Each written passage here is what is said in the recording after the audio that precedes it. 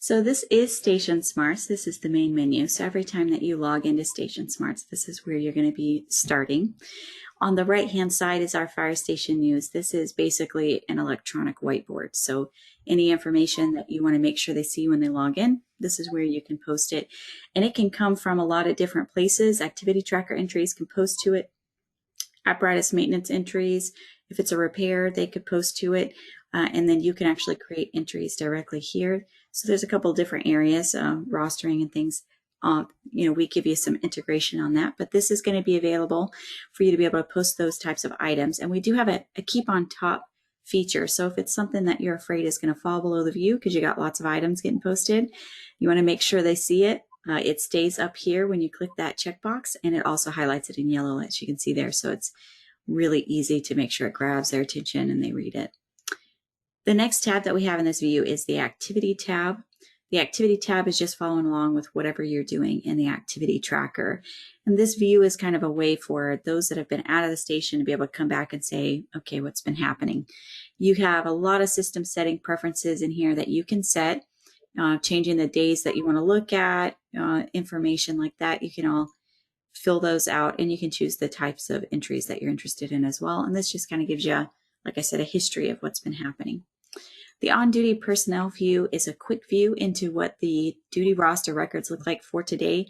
Our duty roster is current time and attendance. It could be for today. It could be just for the shift. If you have a split shift, half the day, half the night, or if it's separated in between, it could be just this part of the day. But we're showing you who's currently working on that time and attendance, however it's set up, who's currently working at this very moment. If you've got assignments in those roster records, then you'll see the assignments here as well. And we've got those called in reasons or certifications. So you've got more information if you need it. In the case of our waterfront towns, a lot of times they need to know those that are diver certified. So that's a good example of a certification that you may want right there in the view. Another example would be hazmat training or certification, items like that. The work details tab we're not going to be looking at. The opens runs tab is really useful for departments that have that CAD connection, as we were discussing, getting connected with IMC.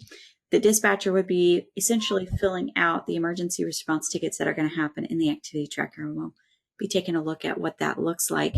But the cool thing about this open runs tab is that as those runs are getting updated, they actually stay open until the dispatcher closes them, and you may be getting updates to the system, to the run throughout the course of the call. So as long as that call is open, it's going to stay in this view. So you can see here the calls that are currently open, what they are actually showing, dispatcher information, apparatus that's assigned, when it got started, what the number is.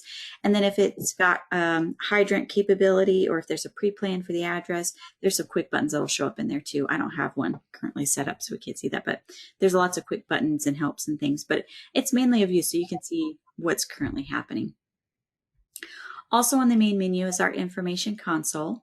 This is kind of like a dashboard, essentially, that follows along with a couple of different areas in the system. The first tab is for inspections. So this kind of becomes a to-do list, essentially, for inspectors as they're doing our inspection forms. The second tab is our employee tab, which is going to follow along with certifications and driver's license information. This lets you look a certain number of days ahead, however many you're interested in, to see who's expiring. And you can filter this by the type of certification. So if you want to update all your CPRs, you can see who's expired or expiring soon. And then if you wanted to update a particular person, then you could pick that person's name and see all of their certifications, make sure everything's up to date. So it's a great way to follow up and make sure that all of those employee records are up to date. The next tab is our training tab, and this is going to follow along with training that has been scheduled. We actually have two aspects to our training. The other piece is in-service training, which doesn't get scheduled in advance. You just record it after the fact through the in-service sub-button here.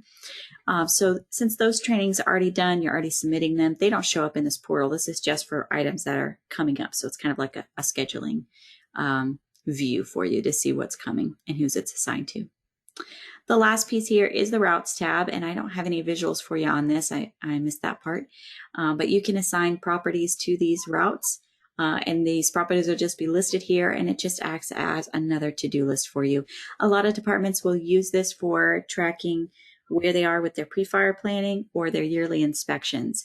They can have it assigned to a group, person, or apparatus, and then they can work through those different property records and do the inspection that's required of them, or the pre-fire planning that's required. We also have the display panel from the main menu, and this is usable if you have, multiple screens. You want to have a sub-summary of what's happening in StationSMARTS out in view, then you can use this. It's a little bit too big for the GoToMeeting screen, so I'll have to move it around, but kind of gives you an idea. You can also use this for like a TV screen or a monitor in an area around the station. So as people are just walking around, they can keep up with what's happening in StationSMARTS. On the upper left-hand corner of this, we have our emergency responses that are currently happening today. So you can see the addresses that are set up there. This one is not completed yet. That's why it's green. There's no end time. And then the one here down below has the tracking number assigned, and it's ready for review, and the report's actually already done. This one doesn't have a tracking number yet because there's actually no apparatus assigned to it yet. So that's why it doesn't have a tracking number. Normally it would have one as well. In the duty roster records, they're going to show up here, and this is actually going to show you everything, all the changes, the people that are out, the people replacing them. You're going to see everything here. So it's not just an on-duty view like the main menu is. It's actually going to show you everything, the full roster. In the middle, we've got the fire station news. It's a much smaller version of it. If you're using this on a separate screen, you'll have the mouse, so you can scroll through here if you want to see all the entries. On a TV or monitor out in the station, there may not be mouse capability, so that's where that keep on top feature really comes in handy to make sure the important ones are in view on the dashboard. We also have the apparatus and box alarms that are out of service, so you can follow along with anything that's been placed out there. And then on the far right-hand side is the inspections and scheduled training. Very similar to what you saw in the information console. It's just available as an all-in-one view here. And you can change the date ranges on this piece, so it's not just looking at a single day. You can also have it looking at 2 days, 3 days, full week, whatever your date range is that you're interested in. A lot of departments will base that date range on the amount of activity that they have per day. That way they don't have to scroll through. So if you have a lot going on in a single day, you may want this to just be 1 day, but if you only have 2 or 3 in a week, then you might want it to be a week range. So that's something you can change in your system settings.